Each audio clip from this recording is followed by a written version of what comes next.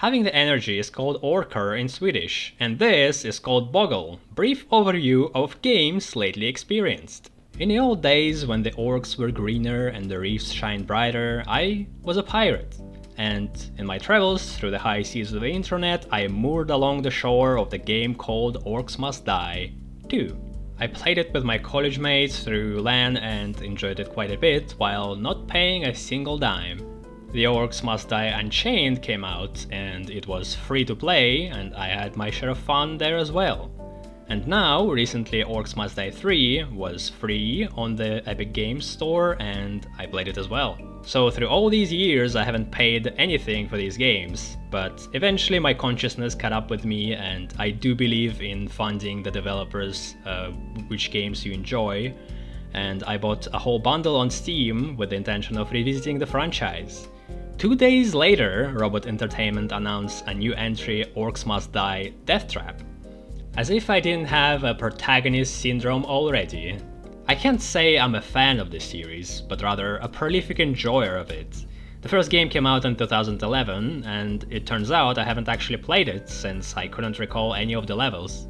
It's a single-player action tower defense, and to my surprise it has 90% of what you expect Orcs Must Die to be.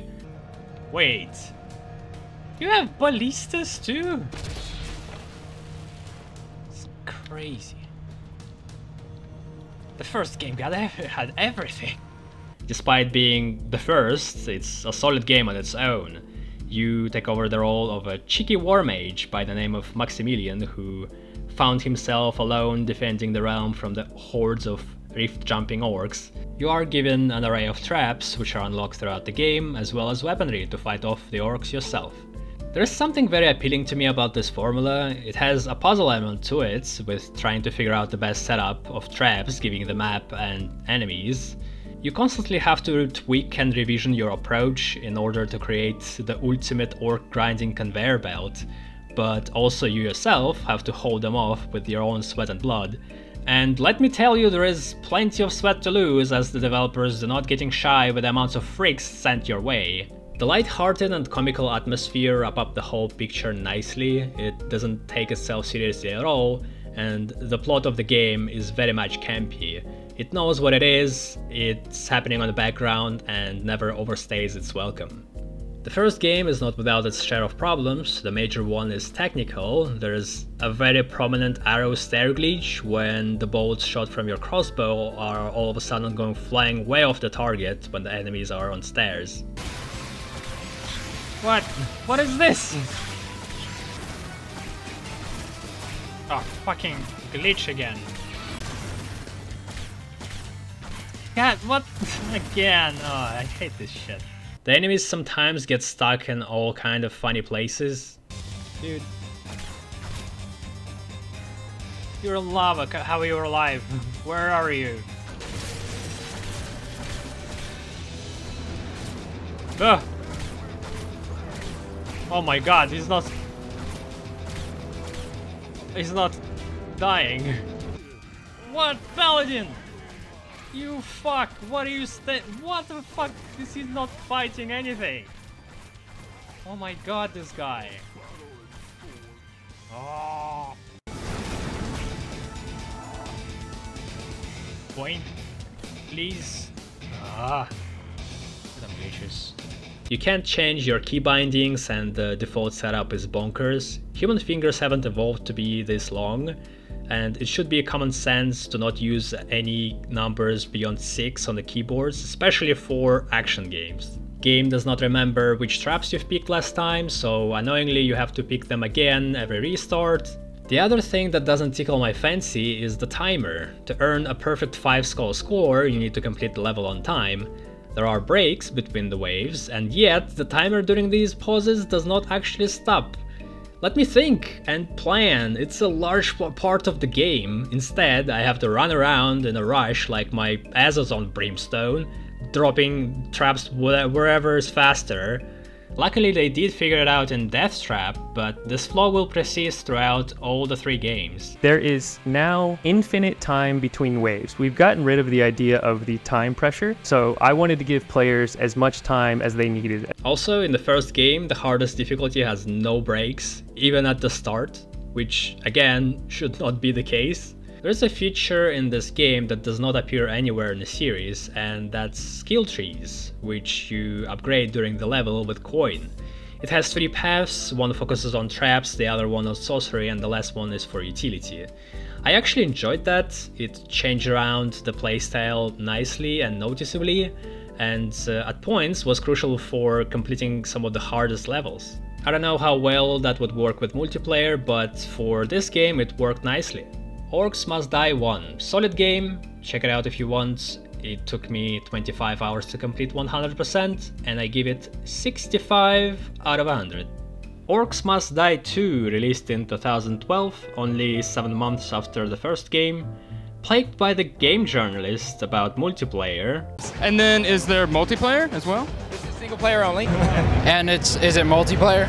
No, single player only. Is there an idea, like maybe later on, to do co-op or even PvP in some weird fashion? Robot Entertainment focused this game on 2-player co-op with the addition of antagonist of the first game, Gabriella, as a playable hero. Co-op is the best thing about it, as with any game you can't go wrong with including it. They did design the maps around it and it's very apparent. My lonely ass couldn't drag any of my acquaintances into it, and it was much tougher to finish hardest difficulty compared to the first game. But from memory, if you do have someone to play with, you will have plenty of fun here. They did add new toys to play with, new traps, new weapons, trinkets with passives having similar effects of now abandoned skill trees. They focused on trap upgrades more, now you can choose to have one of the 2 unique specialization effects for every trap. The tone of the game still holds nicely and continues to be fun. The technical difficulties though became even worse. If before crossbow glitch was occasionally annoying, now it misses the headshots so often it's practically unplayable for me. I wholeheartedly believe they added a shotgun and gave you it as a default weapon just because they couldn't figure out how to fix the crossbow. There are these strange invisible bumps on the road, and in general the game feels like it requires more care and polish. Something weird is happening, like sometimes it just jumps. Not like I had an in-demand skill set beyond the whole build. What is happening? Like, he's going up. Wait, that came out right. The maps did not click with me as well as with the first game, and some of the new monsters such as earth golems or ball and chain were huge damage sponges. Passive. Fear enemies that hit player. That's a sentence. They're on the bridge! I know! Now it's homing, what the fuck? It took me 26 hours to complete. The technical difficulties and addition of multiplayer kinda even it out to the same score, so it's 65 out of 100 still. Orcs Must Die 3, quietly released on Stadia in 2020. As rumor has it, some people at Google were fans of Orcs Must Die and made an offer to Robot Entertainment, for which I sent my heartfelt regards, because I want this franchise to live on, especially after their financial fiasco with Orcs Must Die Unchained, which almost brought the studio to bankruptcy. A year later it came out on Steam and other platforms. Orcs Must Die didn't innovate a whole lot, it continues to use traps, monsters and upgrade systems from before, with little to no change. Graphically the game looks dated, and I wish again it received more care and polish. Still, this is the best game in the series available. Mowing down the hordes of orcs in smithereens is still enjoyable as ever. The third game did improve on user interface, though there is still a lot left to desire, like more descriptive enemy or traps info, quality of life updates like being able to switch unique trap effects before the battle without needing to go to the menu, and so on. On a technical level it's adequate, there are still occasional orcs stuck somewhere, but those moments are much more rare. The weapons work as intended, and it runs without a problem.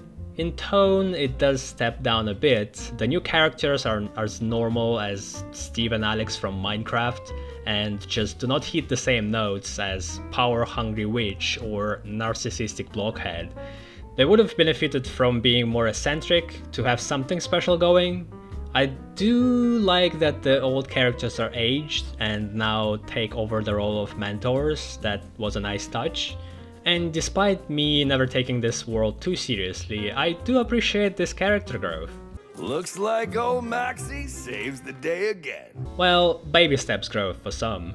Most notably, there are new types of maps called war scenarios. Everything is upscaled, mob size, hordes and traps. And I did like them. They brought welcome variety, and seeing gargantuan hordes rushing toward you, archers raining down volleys of arrows from the sky, is something great to behold. On the other hand, runtime of 30 minutes on average is almost pushing it, especially when you need to replay a lot on harder difficulties. And the catapult, it is very effective to use and you kinda have to, but holy shit, the gameplay is as exhilarating as watching the paint dry on the growing grass. There are 6 heroes to play as, and here devs slacked off quite hardly. They all play exactly the same, with a little difference in health and mana. There's also one unique small ability that each hero has, but they are hilariously useless. You can hover in the air and lose all of your precious mana you could be using for, I don't know, every offensive spell you have in your possession. Or the most hilarious one, you can drop on the ground and very slowly regenerate health while the orcs continue to advance. It's so slow you might as well just die and respawn and it would be faster. And that's another thing, dying means nothing in this game, because you can resurrect instantly at the rift, so there's no point picking any trinkets related to health or survival, and you can play as recklessly as you like. In previous 2 games, every time you die, it took out rift points, and I will agree that's a bit too harsh, but now it's way too lenient. As a suggestion, a compromise would be adding a timer before the player could respawn, somewhere between 5 or 10 seconds. Sure, it might slow the pace down a bit, but there absolutely has to be some sort of punishment in place for dying. Flyers. Fire and ice. And flyers. Oh. They are gone. Well, not really, only in the first campaign, but still, I'm very happy about that. In previous games, they were very annoying to deal with. They even added a literal bazooka in a fantasy setting in the second game to help you deal with them. The problem with flying enemies is that there is very little traps to deal with them. You can't influence their path, and they kind of just have their own separate thing unrelated to our simple earthlings. If the flyers are included in the level, you practically 100% have to use archers or ballistas, and that locks you in a certain playstyle, robbing you of the sandbox experience of the game. Still, I'm not absolutely against flyers, they do bring variety, but the mobs with them must be used sparingly and have a good idea and a good reason behind them. Orcs Must Die is not very popular. I always been the only person in the room who is talking about it or even knows about its existence. And I hope this changes, because I want this franchise to continue its path. It's fun, and the future seems to be looking brighter for robot entertainment. It took me 20 hours to complete, though I only have finished the first act because I'm still hoping to find someone to continue it with. But I think I had a good look at it, and I give Orcs Must Die 3 70 out of 100.